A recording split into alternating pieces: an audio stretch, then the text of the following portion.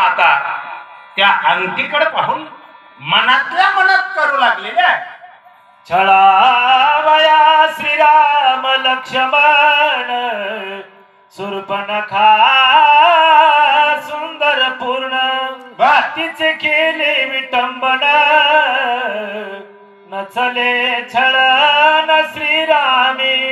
बर कोणी कपटाने त्यांना छळलंय का? नाही. का तर आतापर्यंत अनेक जणांनी त्यांना छळण्याचा प्रयत्न केला, पण रामाच्या पुढे छळण एकटे चालत नाही.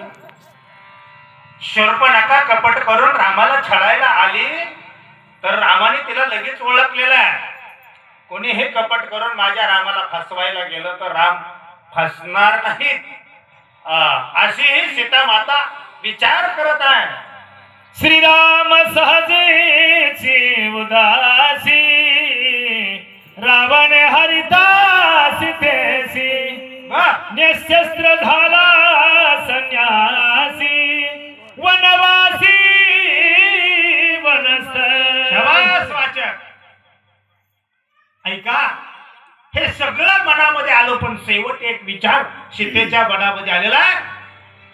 तसं पाहिलं तर माझा राम आपली पत्नी रावणाने पळून नेली म्हणल्या आता संसार करण्यात अर्थ नाही असं तर वाटलं नसेल. कदाचित त्यांनी संसार सोडून दिला असेल.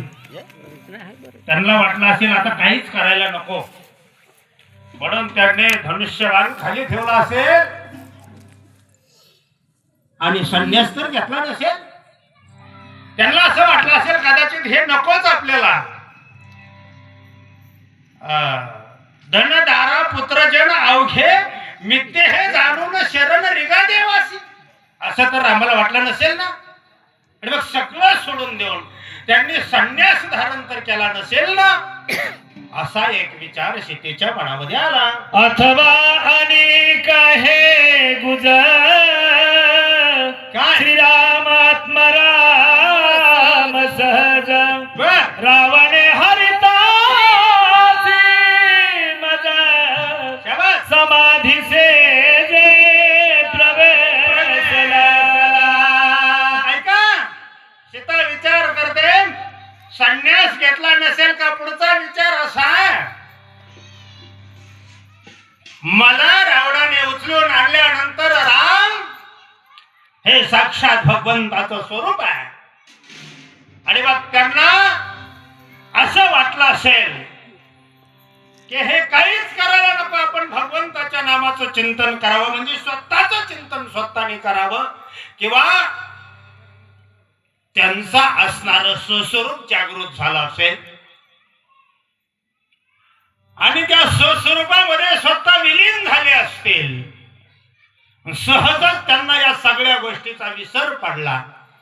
का पडला? कारण त्यांना माहित आहे हे सगळं ब्रह्म सत्य आणि जगन मिथ्य. जग हे सगळं मिथ्य आहे, हा लटका व्यवहार आहे असं रामाला वाटलं असेल. आणि रामाला महासमाधी तर लागली नसेल. आणि राम समाधीत गेल्यानंतर कोण त्यांना समाधीतून उठवणार? त्याच्यामुळे तर राम माझ्याकडे आले नाहीत असा विचार सीता करू लागलेला आहे. जन्म मरण अधिव्याधी जेथे समाधी त्रिशुद्धी श्रीराम सेविते समाधी देह उपाधी जेथे नाही. देहाचा विसर पडला की सर्व गोष्टीचा विसर पडतो.